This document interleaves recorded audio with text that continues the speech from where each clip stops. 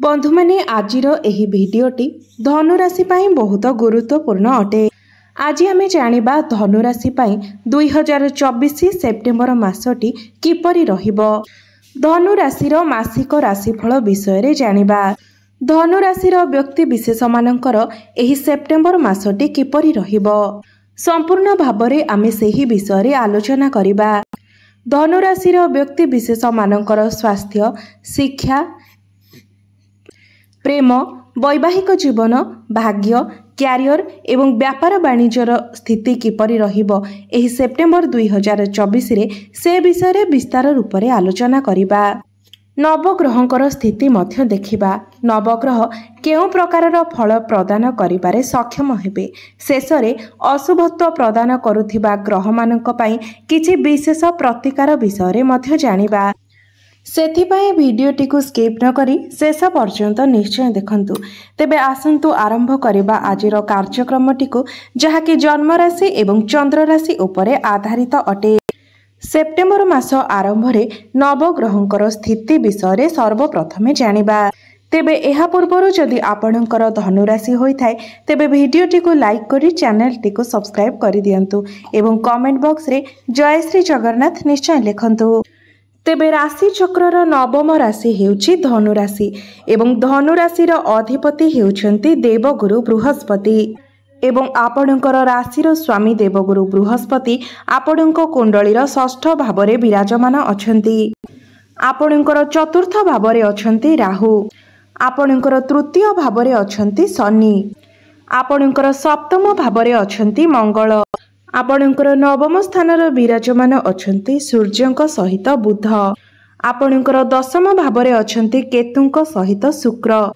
तेबे सर्वप्रथमे आसंतु जानिनेबा एही सेप्टेम्बर 2024 रे आपणकर स्वास्थ्य किपरि रहिबो।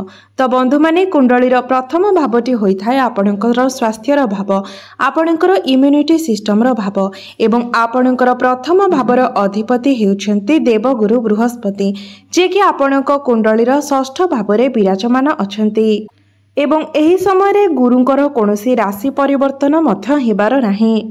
तेबे बंधु माने कुंडलीर षष्ठ भावटी होइथाय रोग, ऋण एवं शत्रुर भाव। तो एही मासरे आपणकु निजर स्वास्थ्य प्रति ध्यान रखिबार अछि, कारण जेतेबेले भी आपणकर राशिर स्वामी षष्ठ भावरे विराजमान करिथांती सेतेबेले आपणकु आपणकर स्वास्थ्य उपरे ध्यान देबार आवश्यकता रहिथाय। तेबे एही मासरे आपणकु गुरुंकर प्रतिकार करिबार अछि, जहाकि आमे भिडियो शेषरे जानिबा। एबे आसंतु जानिबा आपणकर शिक्षा जीवन। एबे आसंतु जानिबा आपणकर शिक्षा जीवन किपरि रहिबो एही सेप्टेम्बर 2024 रे। तो बंधु माने कुंडलीर पंचम भावटी होइथाय आपणकर शिक्षा जीवनर भाव एवं आपणकर पंचम भावर अधिपति हेउछन्ति मंगल एवं मंगल आपणकर केंद्र रे विराजमान अछन्ति। मंगल आपणकर केंद्र रे रही आपणकर पाठ पढ़ार स्थिति को मजबूत बनाउछन्ति, कारण आपणकर कुंडली रे सूर्यंकर स्थिति भल रहिछि, बुधंकर स्थिति भल रहिछि एवं मंगलंकर स्थिति मध्य भल रहिछि। मात्र शनि आपणकर पंचम भाव को देखुछन्ति। तो सेथिपाई बेले बेले आपणक मध्यरे जिद्दी स्वभाव देखा देई पारे। जदि आपण निज इच्छा रे पाठ पढ़िबे तो पाठ पढ़ारे आपण बहुत भल करिवे। मात्र जदि अन्य काहार प्रेशर रे आपण पाठ पढ़ंती तो पाठ पढ़ारे आपणकर मन लागिब नाही। मात्र आपण निज इच्छा रे पाठ पढ़ारे बहुत भल करिवे। मंगल आपणकर केंद्र रे रही पाठ पढ़ारे आपणकर एनर्जी को बढ़ाइबे। मात्र आपणक मध्यरे टिके क्रोध स्वभाव रहिबो। जदि आपणको केही पढ़िबा पई फोर्स करंती तो आपण रागी जाई पारंती। तो एही मासरे आपणकर पाठ पढ़ार स्थिति बहुत भल रहिबो एवं एही मासरे जदि आपणकर कोनोसी एग्जाम थाए किंबा एडमिशन नेबार थाए तेबे सेथिपाई मध्य एही मासटी आपणक पई शुभ रहिबो। एबे आसंतु जानिबा आपणकर प्रेम जीवन किपरि रहिबो एही सेप्टेम्बर 2024 रे। तो बंधु माने कुंडलीर पंचम भावटी आपणकर शिक्षार भाव हेबा सहित पंचम भावटी मध्य होइथाय आपणकर प्रेम जीवनर भाव, आपणकर संतानर भाव एवं आपणकर पंचम भावर अधिपति मंगल केंद्र रे अवस्थान करिसंती एवं आपणकर प्रथम भाव उपरे मध्य मंगलंकर दृष्टि रहुछि एवं मंगल एवं गुरुଙ୍କ ମଧ୍ୟରେ प्रथम द्वादशर कनेक्शन बनुछि अर्थात आपणकर प्रेम जीवन तो भल रहिबो मात्र मंगल एवं गुरुंकर प्रथम द्वादश कनेक्शन बनुथिबा हेतु आपण गोटे कथा कहला बेले आपणकर पार्टनर अन्य किछि बुझिबे एवं आपणकर पार्टनर मध्ये आपणको किछि कहला बेले आपण सेही कथा को अन्य अर्थरे बुझिबे अर्थात आपणको मध्यरे मिस कम्युनिकेशन देखा देबो मिस अंडरस्टैंडिंग देखा देबो मात्र मंगलंकर दृष्टि आपणकर प्रथम भाव उपरे रहुथिबा हेतु आपणको मध्यरे फीलिंग्स सेही परि बनी रहिबो एवं आपणको मध्यरे कनेक्टिविटी मध्ये भल रहिबो तेबे आपण एही कथार ध्यान रखिबे जे छोट छोट कथा को नेकी आपणको मध्यरे जेपरि मिस कम्युनिकेशन किंबा मिस अंडरस्टैंडिंग न हुए एहा व्यतीत आपणको निज क्रोध उपरे नियंत्रण मध्य रक्षा करिवार अछि तेबे एही मासरे आपणकर प्रेम जीवन 75% भल रहिबो एबे आसंतु जानिबा आपणकर वैवाहिक जीवन किपरि रहिबो एही सेप्टेम्बर 2024 रे तो बंधु माने कुंडलीर सप्तम भावटी होइथाय आपणकर वैवाहिक जीवनर भाव आपणक जीवन साथीर भाव एवं आपणकर सप्तम भावर अधिपति हेउछन्ति बुध एवं बुध आपणकर भाग्य स्थान अर्थात आपणकर नवम भावरे विराजमान अछन्ति एवं बुधंकर स्थिति मध्य बहुत भल रहिछि एवं 23 तारिख को बुध निजर स्व राशि को प्रवेश करिवे तेबे एही संपूर्ण मासटी आपणकर वैवाहिक जीवन को नै बहुत भल रहिछि